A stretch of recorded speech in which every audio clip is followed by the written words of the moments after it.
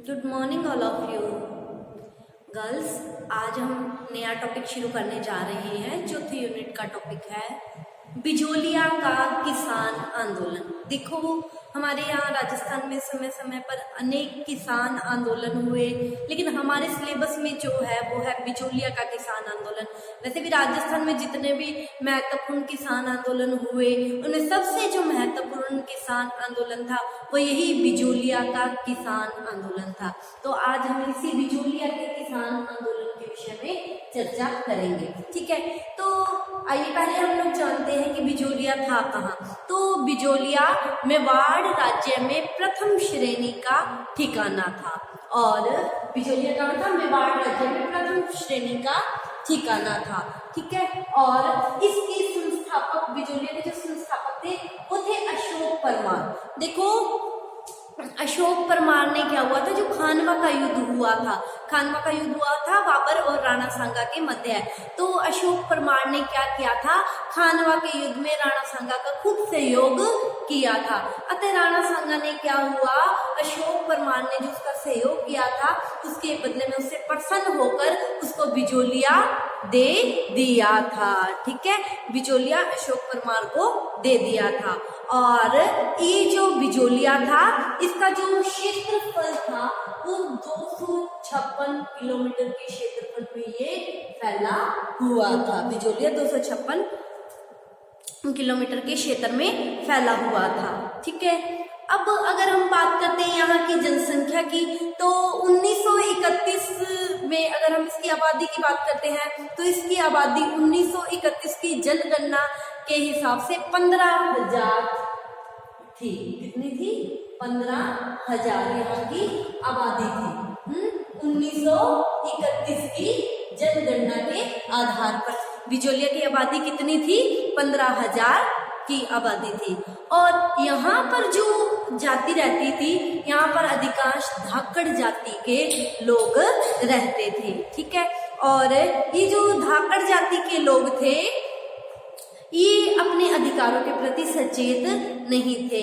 अतः बिजोलिया के जो जागीरदार थे वो इनसे लाग बाग बेड़ बेगार कई तरह के कर वसूल करते थे। और बड़ी मुश्किल से, बड़ा मेहनत करने के पश्चात, इतनी मुश्किलों के बाद भी इन्हें क्या है, 2 वक्त का खाना नसीब नहीं हो पाता था। क्यों? क्योंकि ये लोग जितना भी कमाते थे अधिकांश कहाँ चला जाता था, कर चुकाने में चला जाता था। ठीक है, क्यों? क्योंकि इन्हें अपने अधिकारों का पता नहीं था और इन पर मनमाने कर लगे हुए थे और इन पर क्या है, तरह तरह के अत्याचार हो रहे थे। ये क्या है, इन अत्याचारों से भी बहुत ज्यादा परेशान थे। अतः बिजोलिया में क्या रहते थे, अधिकांश धाकड़ जाति के किसान रहते थे। और बिजोलिया के जो जागीरदार थे इनसे कई तरह की लाड़ बाग बेग बेगार वसूल करते थे, जिसे बड़ी मुश्किल से भी इन्हें 2 वक्त, इतनी मेहनत करने के पश्चात भी 2 वक्त का खाना नसीब नहीं हो पाता था। लेकिन इन पर अत्याचार भी जैसे बहुत हो रहे थे, लेकिन इनमें इतना साहस नहीं था कि अपने जागीरदार के विरुद्ध आवाज उठा पाते। ठीक है, इनमें साहस नहीं था। अब इनमें साहस कैसे आया, कैसे इस किसान आंदोलन की बिजोलिया में शुरुआत हुई, उसके बारे में हम लोग देखते हैं। तो ये जो बिजोलिया का ये जो किसान आंदोलन था, इसके पहले चरण के बारे में हम चर्चा करते हैं कि इनमें सचेतता कहाँ से आई और ये कैसे इन लोगों ने आंदोलन को शुरू किया। तो देखो, 1894 की बात है। 1894 में यहाँ का जो जागीरदार था, बिजोलिया का जो जागीरदार बना वो था राव किशन सिंह। 1894 में बिजोलिया का जागीरदार बना। और ये जो राव किशन सिंह था, ये अपनी जनता पर मनमाना अत्याचार करता था, कई तरह के लाड़ बाग कर वसूल कर रहा था और जनता इसके अत्याचारों से बहुत परेशान थी। लेकिन जनता में इतना साहस नहीं था कि ये अपने जागीरदार के विरुद्ध आवाज उठा पाते। तो एक दिन की बात है कि क्या हुआ, गिरधारीपुरा एक गांव था, ठीक है, पास में गिरधारीपुरा का एक प्रतिष्ठित मान्य व्यक्ति था। गिरधारीपुरा के एक प्रतिष्ठित व्यक्ति गंगाराम की क्या हो गई, मृत्यु हो गई। ठीक है, और ये जितने भी बिजोलिया के किसान थे, ये वो जो गिरधारीपुरा के प्रतिष्ठित व्यक्ति गंगाराम की जो मृत्यु हुई उसके मृत्यु भोज पर ये लोग इकट्ठे हुए गए। वैसे तो ये आपस में इकट्ठे होते नहीं थे, जागीरदार इकट्ठा होने नहीं देता था। इकट्ठे हो गए, आपस में विचारों का आदान प्रदान हुआ तो कहीं इनमें चेतना ना आ जाए, ठीक है। तो इन्हें अवसर कैसे मिला? गिरधारीपुरा के प्रतिष्ठित व्यक्ति गंगाराम की मृत्यु पर जो मृत्यु भोज रखा गया, वहां पर ये सभी किसान आए और इकट्ठे हुए। जब इकट्ठे हुए तो इन्होंने आपस में इनके जागीर द्वारा जो इन पर अत्याचार हो रहे थे उसके बारे में विचार विमर्श किया। इन्होंने ये निर्णय लिया क्यों ना जागीरदार की शिकायत मेवाड़ के महाराणा से की जाए। क्यों? क्योंकि बिजोलिया मेवाड़ के महाराणा राणा संगा द्वारा ही दिया गया था, ठीक है। उन्हें कहा जाए कि हमारी खबर लो, ठीक है। तो निर्णय किया गया कि हम 2 लोगों को, पूरे किसानों की तरफ से 2 लोग मेवाड़ के महाराणा के पास भेजेंगे, ठीक है। अतः निर्णय अनुसार नानजी पटेल व ठाकरे पटेल, ठीक है। यहाँ पर मैं नाम लिख रही हूँ दोनों के, नानजी पटेल व ठाकरे पटेल,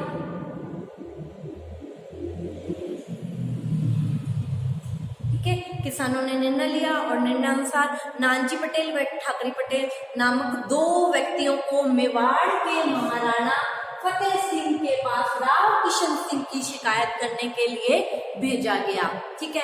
अभी तो 2 सिंपल व्यक्ति थे, अब मेवाड़ के महाराणा से मिलना इनके लिए बहुत मुश्किल कार्य था। ये लोग प्रयास करते रहे।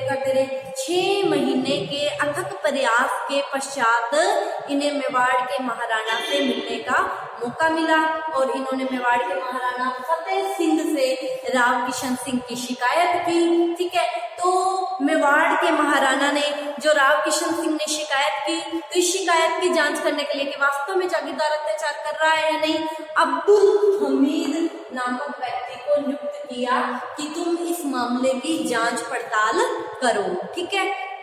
और अब्दुल हमीद ने जब जांच पड़ताल की तो उसने अपनी रिपोर्ट में ये बताया कि वास्तव में राव किशन सिंह बिजोलिया के किसानों पर अत्याचार करता है, निर्मम अत्याचार करता है और उनसे कई तरह के कर वसूल करता है, नाजायज कर वसूल करता है।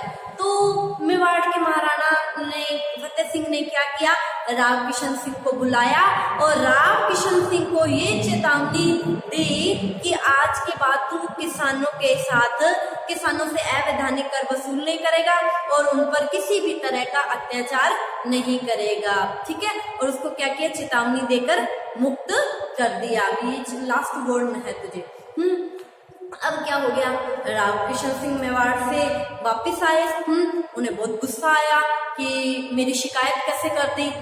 तो उसने इस मामले की, राव किशन सिंह ने आके पता लगाया कि कौन गया था मेरी शिकायत करने, ठीक है। तो राव किशन सिंह ने शिकायत करने वाले नानजी पटेल व ठाकरे पटेल, गुस्सा आ गया, नानजी पटेल और ठाकरे पटेल दोनों को क्या कर दिया, सबक सिखाने के लिए ठिकाने से निष्कासित कर दिया, ठिकाने से बाहर निकाल दिया।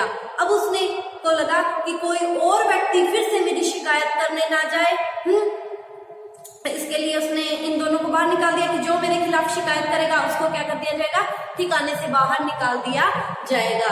और उसने किसानों को सबक सिखाने के लिए, जिन्होंने ये सारा प्रोग्राम बनाया था शिकायत करने वाला, किसानों को सबक सिखाने के लिए उसने क्या किया, किसानों पर एक और कर लगा दिया। और ये जो नया कर था ये चवरी कर कहलाया। कौन सा कर कहलाया, चवरी कर कहलाया। देखो चवरी कर क्या था, प्रत्येक किसान को अपनी कन्या के विवाह पर 5 रुपया जागीरदार को देना होता था। देखिए आज 5 रुपए की इतनी कीमत नहीं है, लेकिन उस समय 5 रुपए की कीमत बहुत ज्यादा होती थी, ठीक है। तो प्रत्येक किसान को अपनी कन्या के विवाह पर 5 रुपए चवरी कर, जो कि 5 रुपया था, जागीरदार को देना पड़ता था। अब देखो किसानों पर पहले इतने कर थे, अब एक नया कर आ गया, चवरी कर, ठीक है। तो किसानों के लिए चवरी कर चुकाना क्या हो गया, बहुत ज्यादा मुश्किल हो गया। क्यों? क्योंकि किसान असमर्थ थे इस कर को चुकाने के लिए। अतः उन्होंने, किसानों को गुस्सा आ गया और किसानों ने 2 वर्ष तक अपनी कन्याओं के विवाह नहीं किए, ठीक है। अब क्या हो गया, लड़कियां तो विवाह के योग्य हो गई, है ना। अब 2 वर्ष तक लड़कियों के विवाह नहीं हुए और 200 लड़कियां विवाह योग्य हो गई। अब किसानों ने क्या किया, 1900 विवाह योग्य कन्याओं को लेकर जागीरदार के समक्ष उपस्थित हुए। भी हो सकता है इन लड़कियों को देखकर तरस आ जाए और इस नए कर को क्या कर दिया जाए, माफ कर दिया जाए। ठीक है, लेकिन जागीरदार को तो गुस्सा आया हुआ था। जागीरदार ने किसानों के साथ और ज्यादा अभद्र व्यवहार किया। उन्हें क्या कहा, इन लड़कियों को बेचो और जबरी कर चुकाओ। ठीक है, तो किसान भी क्या हो गए, और ज्यादा क्रोधित हो गए। क्यों? क्योंकि उन्हें उनकी लड़कियों को बेचने की बात कह दी गई थी। ठीक है, तो किसान क्या हो गए, और ज्यादा क्रोधित हो गए। अब किसानों के पास कोई रास्ता नहीं बचा, तो किसान क्या हो गया, एक बिजोलिया में जो उनकी जमीन थी वो कृषि कार्य कर रहे थे, इस कृषि कार्य को छोड़कर आसपास के ठिकानों में जाने लग गए। अब जब राव किशन सिंह को इस बात का पता चला कि किसान तो छोड़ के ठिकाना जा रहे हैं, तो उसको लगा कि खेत कौन बाएगा, हल कौन चलाए, कौन कर देगा। ठीक है, तो राव किशन सिंह को जब इस बात का पता चला, तो राव किशन सिंह किसानों के साथ समझौता करने के लिए तैयार हो गया। ठीक है, और 1904 में दोनों के मध्य एक समझौता हो गया, जिसके बारे में हम कल की क्लास में पढ़ेंगे।